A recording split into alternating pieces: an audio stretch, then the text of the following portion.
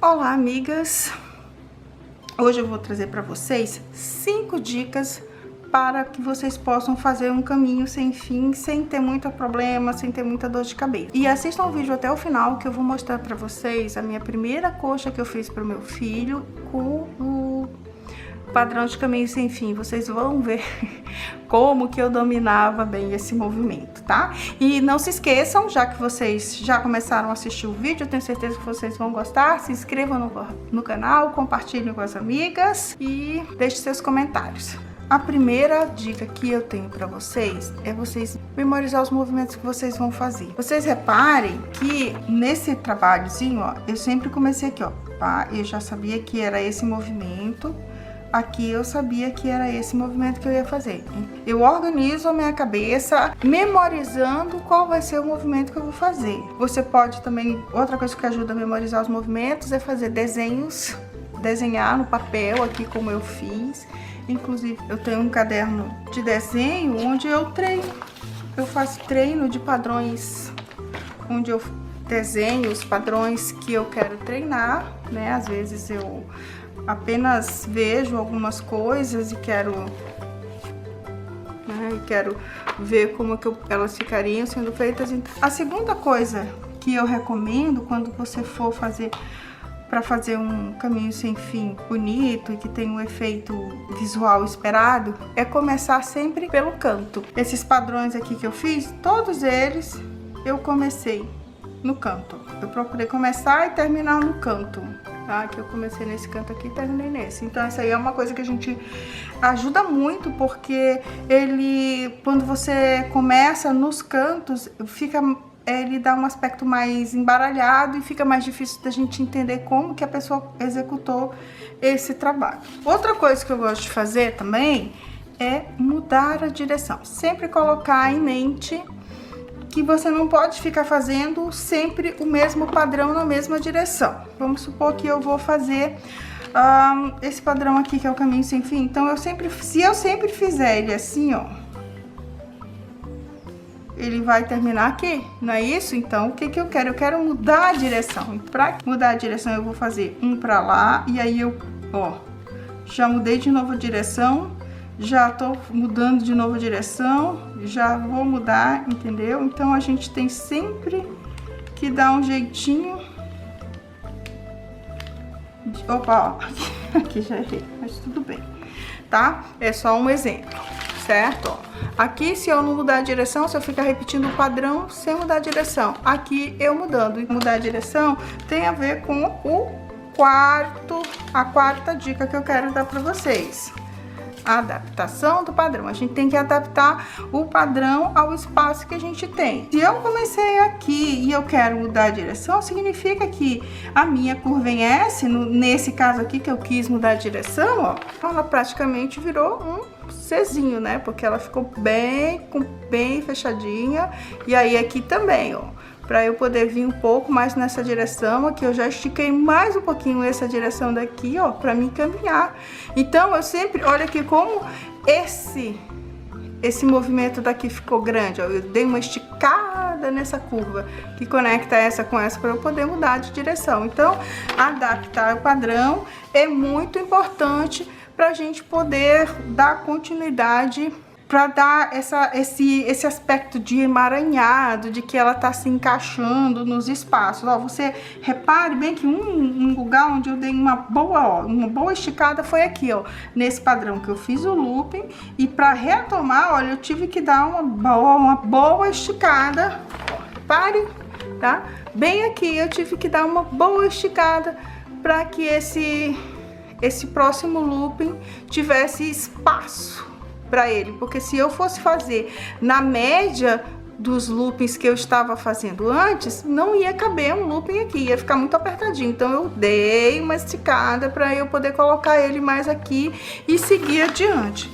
Então, sempre que for preciso, a gente adapta o padrão ou aumentando ou diminuindo as distâncias dele. E a quinta e última dica que eu faço é a mais importante que eu tenho que dar para você. A gente tem que aceitar os nossos erros. Nem sempre a gente vai fazer perfeito, nem tudo vai ficar maravilhoso, mas a gente tem que continuar tentando acertar.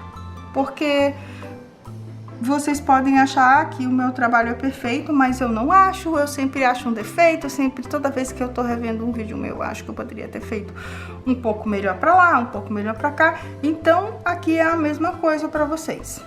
Mesma coisa. Aceitem que, às vezes, a gente tá achando que tá errado, mas não tá errado. É o nosso excesso de zelo, excesso de perfeição que impede que a gente veja que a coisa tá certa. Tá indo tudo bem. E agora, o que eu vou mostrar pra vocês? Eu vou mostrar a minha coxa.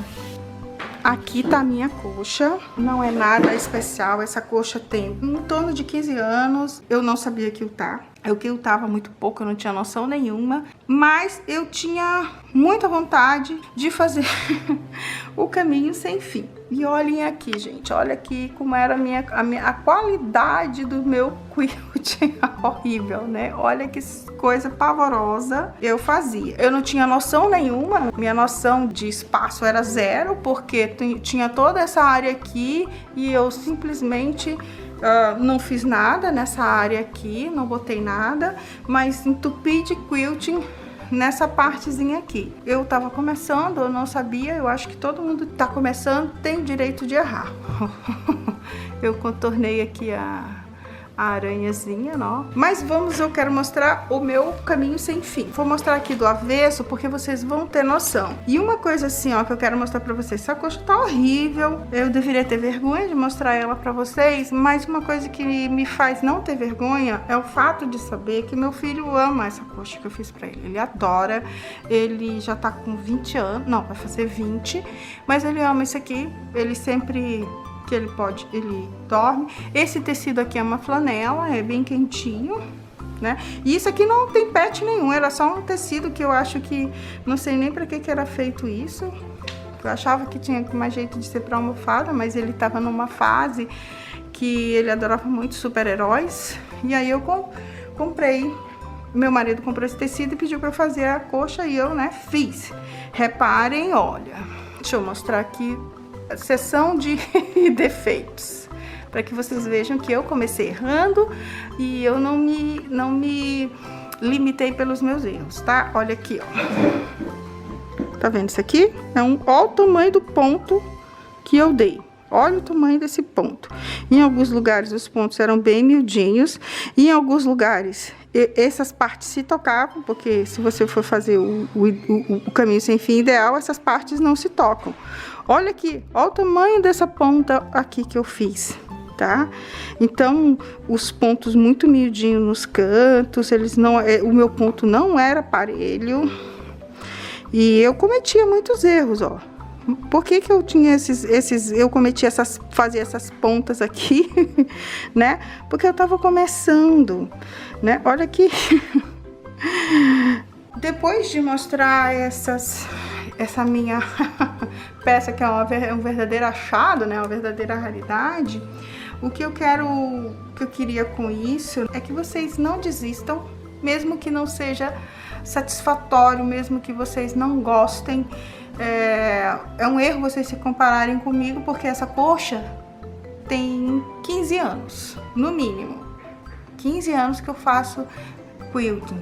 Trabalhei muito pra fora, quiltei muitas coisas, então o meu nível de trabalho é uma injustiça que vocês fazem com vocês mesmos para comparar o trabalho de vocês com o meu, né? E eu tô mostrando o meu trabalho quando eu comecei, para que vocês se comparem com o meu nível de trabalho quando eu comecei, que isso sim é justo. Então é isso, minhas amigas.